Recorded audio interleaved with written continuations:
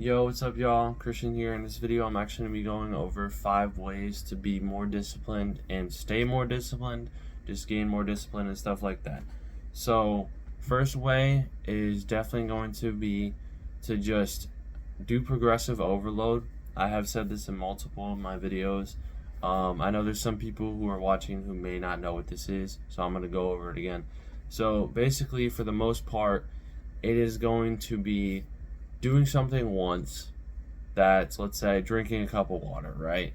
And a few days later, by the time it's passed, right, you want to be able to start being able to drink like 3, 4, maybe 5 cups of water. I think the average is like 12, I'm pretty sure, something like that, like 12 cups a day, to the point where eventually you reach that average and now you're drinking like 12 cups a day after a few weeks of just drinking more water, you know?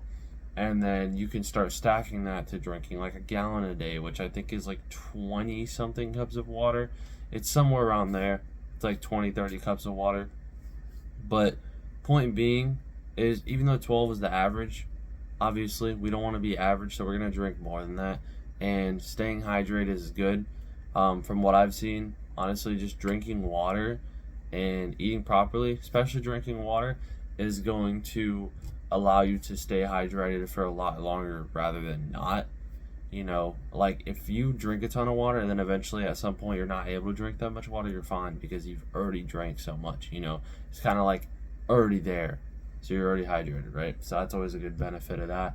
And then just continuing to progressive overload is always going to be doing one thing a little bit and then continuing to overload it, get better at it, and just continue to improve on that thing.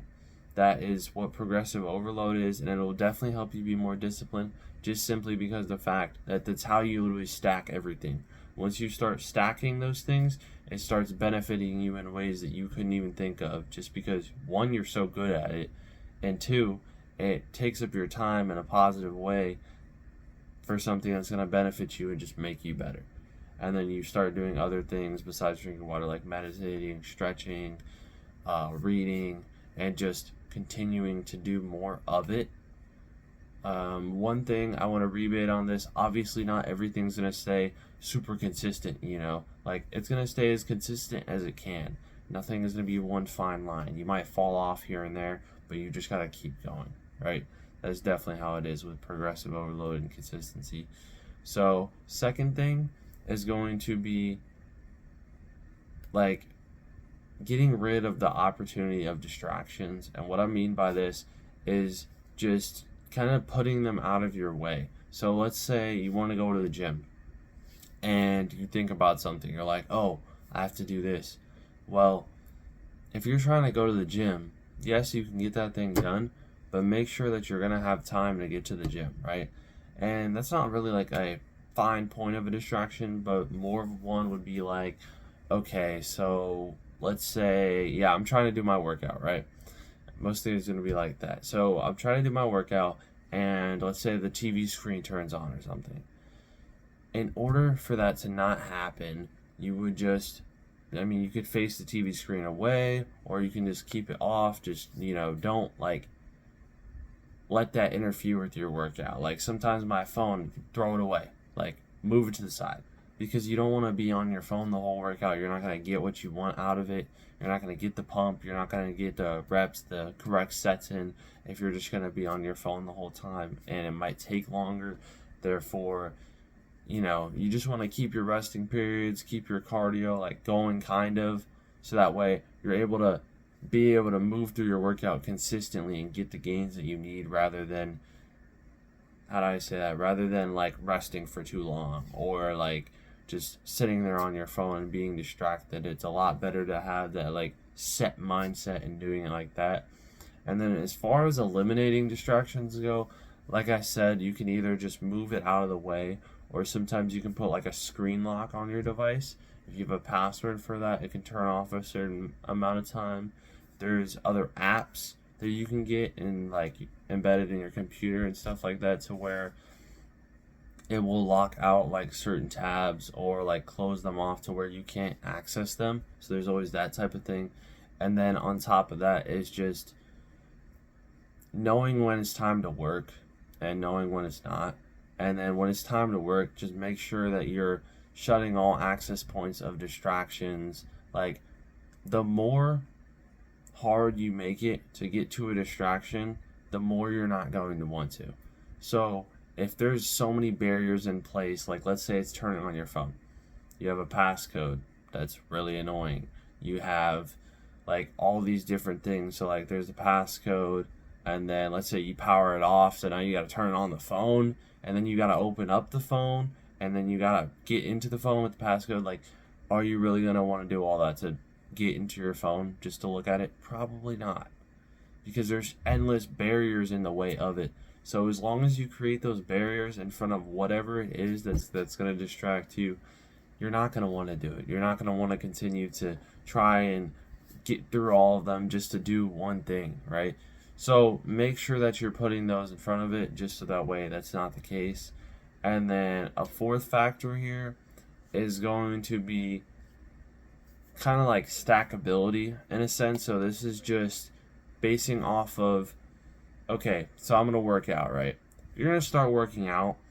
You're most likely going to start meditating. You're going to start stretching. You're probably going to need to start eating better. And then also getting enough rest. Those are all things that when you start working out, eventually you're going to get into those things, and they're all going to stack well together. And because of that, you're going to perform much better at the core focus, which is working out. And you're going to see a lot more improvement in your physique. You're going to see a lot more improvement just in your life as a whole aspect. And then being able to help and benefit others after already benefiting yourself from working out, and just continuing to like push through that, right? So that's always something, is the stackability in things. So like, let's say running, right? That's going to bring up your levels of cardio. Because it's going to bring up your levels of cardio, you're going to be able to walk better and just in general perform better when it becomes to those certain tasks. Like I had not ran before much, and I recently, well, not like super recently, but just a little bit ago, I started running up to like 10 miles, and I'm getting shin splints.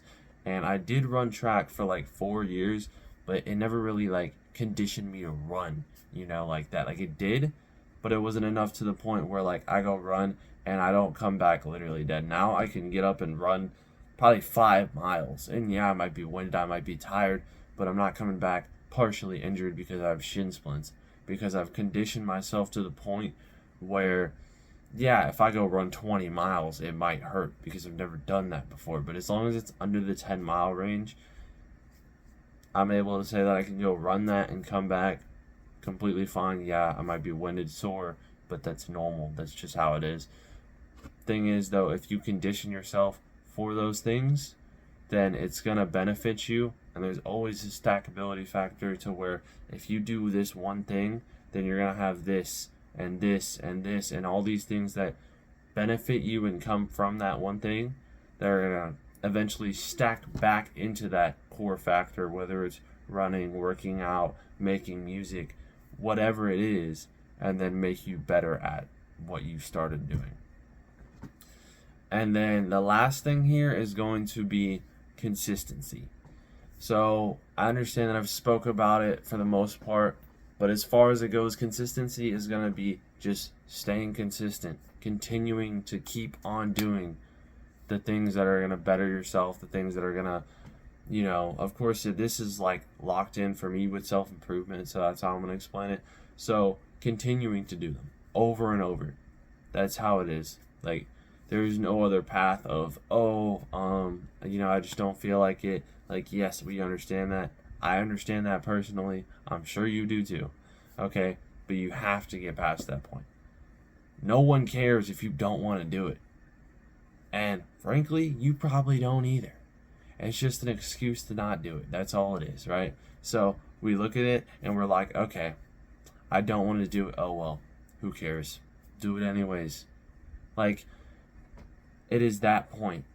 I understand there's always going to be a contradiction or something that's trying to get in the way of, you doing something beneficial to yourself. It's always how it's going to be.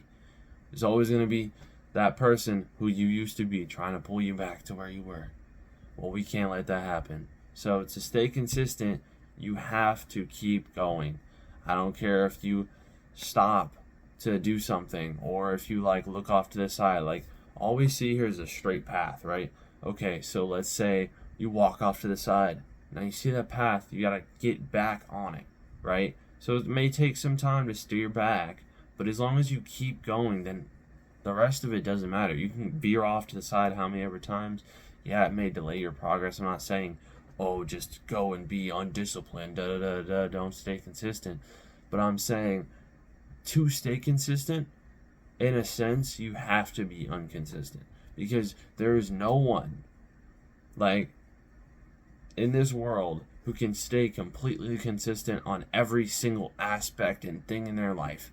I don't care who it is. There is not one person who can go down a straight line and not make one single little mistake in between that.